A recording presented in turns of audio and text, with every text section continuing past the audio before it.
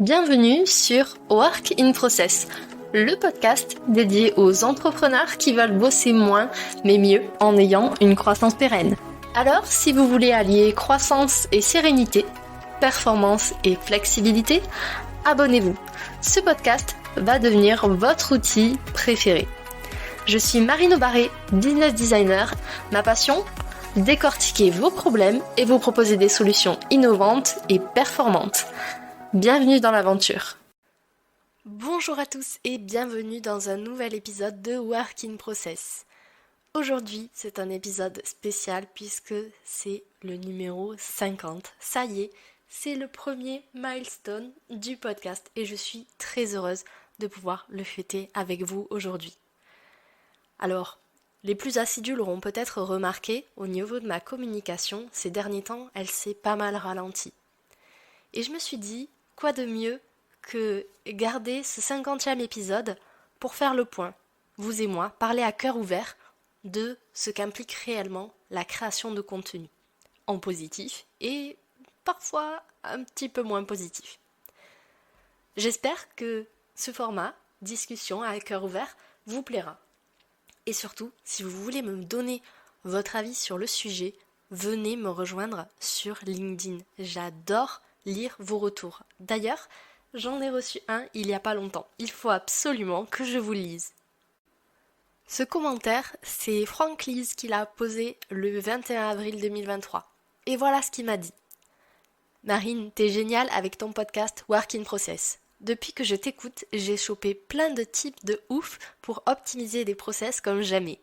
Tu as le don pour dénicher les outils cool et les vulgariser en mode simple et fun. Je kiffe découvrir les news et les méthodes que tu partages.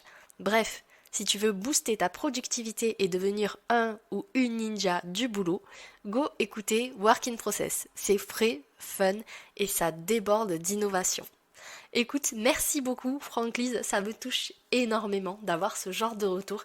C'est pour ça que je vous invite souvent à me dire ce que vous pensez en toute honnêteté du podcast, parce que c'est aussi pour vous que je le construis. Parenthèse fermée, on revient à notre sujet du jour. Aujourd'hui, j'avais envie qu'on fasse le point ensemble sur ce premier milestone. Finalement, une 50aine d'épisodes, c'est pas rien. J'ai lancé Work in Process en octobre 2022 avec 2 objectifs. Le premier, c'est transmettre au plus grand nombre mes conseils pour bosser moins mais mieux, que les personnes qui travaillent, entrepreneurs, salariés, chefs de projet ou autres, se sentent bien dans leur travail au quotidien. Mon deuxième objectif, c'était d'utiliser ce podcast comme levier d'acquisition pour mon business. Et ça n'a pas manqué puisque au bout de quelques épisodes, j'ai pu signer 2 agences de communication grâce à ce contenu. Donc merci beaucoup pour les personnes qui nous écoutent. Ne sous-estimez pas la puissance d'un média bien construit. Côté statistique, je sais que certains et certaines d'entre vous sont friands de ces données. Donc je vous les partage en toute transparence. En moyenne, un épisode sur Work in Process fait entre 100 et 170 écoutes. C'est plutôt pas mal pour un média que j'ai créé de toutes pièces avec vous. On en est à 51 épisodes, oui, parce que j'ai commencé ma numérotation au numéro 0. Il y a eu 5617 écoutes et on en est à peu près à 16h30 de contenu. Le podcast, c'est un média long terme, donc plus le temps passe et plus il y a d'écoute, à condition bien évidemment de promouvoir les épisodes. À l'heure actuelle, au moment où j'enregistre cet épisode, on fait à peu près 1200 écoutes par mois. Ça me rend toujours toute chose quand j'imagine 1200 personnes qui écoutent les conseils que je peux donner chaque semaine sur Work in Process. Merci encore infiniment pour votre soutien. Et si depuis quelque temps j'ai un peu ralenti ma communication sur les réseaux sociaux mais aussi sur ce podcast, il fallait que je vous confie pourquoi. Parce que je pense que c'est important que vous et moi, on s'entende sur quelle est la réalité finalement d'une personne qui doit créer du contenu. Alors voilà, c'est ce que je vous propose d'aborder aujourd'hui comme sujet. Il faut savoir que créer un média, que ce soit un podcast, un blog, une chaîne YouTube ou une newsletter, ça prend beaucoup de temps, lorsque c'est bien fait. Créer du contenu sur les réseaux sociaux, ça prend également beaucoup de temps. Il faut savoir que on est dans une guerre de l'attention permanente. Et pour pouvoir attirer à soi les bonnes personnes, la bonne audience, les bons prospects, les futurs bons clients, il faut redoubler de créativité. Il ne faut pas lâcher du lest en ce qui concerne la création de contenu. En tout cas, ça, c'est ce qu'on nous dit sur les réseaux sociaux. Mais qu'en est-il en réalité ? Quel est le vrai coût de la création de contenu ? Hormis un coût financier, si par exemple vous faites appel à des rédacteurs, des monteurs, des grosses marketeurs, etc. Hormis ce coût-là, il y a bien évidemment le coût du temps. Moi par exemple, pour Work in Process, il faut savoir que produire 2 épisodes par semaine, ça me prend en moyenne une journée dans ma semaine. Ce qui est énorme puisque c'est du temps sur lequel je ne suis pas rémunérée. En plus de ce coût temporel, il y a aussi un coût psychologique. Le coût psychologique, pour moi, c'est quoi ? C'est tout simplement la pression, plus ou moins grande, qu'on se met à créer du contenu de façon régulière, constante, mais d'améliorer également aussi le contenu qu'on crée, c'est-à-dire ne pas tourner en rond et chercher des idées, des formulations qui changent un petit peu de la routine, pour justement capter l'attention des personnes qu'on vise. Tous ces coûts-là ont un impact. Depuis quelque temps, physiquement, c'est compliqué pour moi. Je suis tombée malade, et ce n'est pas la faute du podcast, ni de vous qui écoutez d'ailleurs. C'est simplement que je me suis mis énormément de pression, parce que j'aime beaucoup prendre soin des gens. Et prendre soin des gens, pour moi, ça passe aussi par leur donner le meilleur de moi. Et le meilleur de moi, comme je suis quelqu'un qui a des limites assez éloignées, c'est donner beaucoup, tout le temps. Le fait de donner beaucoup, tout le temps, et ce depuis toujours, ça me consomme beaucoup d'énergie. Et l'erreur que j'ai faite, il y a quelque temps, c'est de ne pas repérer justement que j'étais en train de puiser sur mes réserves. C'est pour ça que j'ai pris la décision de ralentir ma communication pour pouvoir me préserver. Parce que oui, créer du contenu, c'est génial. Mais c'est une stratégie sur laquelle on ne voit des résultats qu'à moyen et long terme. Se baser uniquement sur de la création de contenu pour espérer trouver des clients le lendemain, c'est une utopie. En réalité, quand on crée du contenu, on capitalise sur le volume qu'on fait, sur l'ancienneté, sur l'expertise, l'expérience. Et du coup, tout ça, ça prend du temps pour pouvoir être reconnu. Même si vous êtes un crack en gross marketing ou que vous faites du SEO, du référencement naturel comme personne. Alors voilà, créer du contenu, ça a des impacts sur le business, mais pas que. Et si je vous en parle aujourd'hui, c'est absolument pas pour me faire plaindre, mais c'est simplement pour vous alerter sur le fait que si vous créez du contenu ou si vous êtes tenté peut-être de créer du contenu, prenez bien en compte dans votre planification de votre charge de travail, prenez bien en compte vos ressources individuelles, personnelles. Prenez en compte vos projets personnels, votre santé. Prenez en compte tous ces indicateurs-là pour justement savoir si c'est le bon moment, le bon format, la bonne fréquence. Et ce dont je me suis aperçue, c'est que lorsque j'ai annoncé sur LinkedIn que j'avais besoin de faire une pause parce que j'avais passé plus de 300 heures sur ce podcast à créer du contenu pour vous aider à bosser moins mais mieux, à vous proposer des astuces, des templates, des épisodes, pour vous aider à avancer dans votre activité. Et que j'ai expliqué en fait à mon audience que j'adorais faire ça, mais que j'avais besoin d'une pause et que j'espérais qu'elle ne m'en voudrait pas.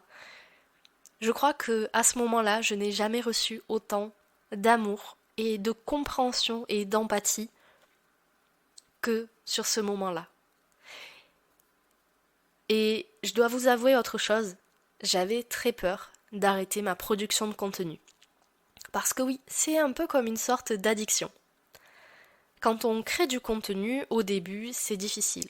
On ne sait pas forcément comment s'y prendre, on procrastine, on cherche les meilleurs outils, les meilleures techniques, et on peut parfois copier un petit peu ce que font les autres pour voir qu'est-ce qui fonctionne pour nous. Au bout d'un moment, on finit par trouver sa patte, et là, on s'éclate. On crée du contenu en masse et on n'a pas envie de s'arrêter. Et le piège, il est là. C'est que, à trop aimer ce qu'on fait, on a du mal à appuyer sur pause. Pourtant, appuyer sur pause, c'est nécessaire.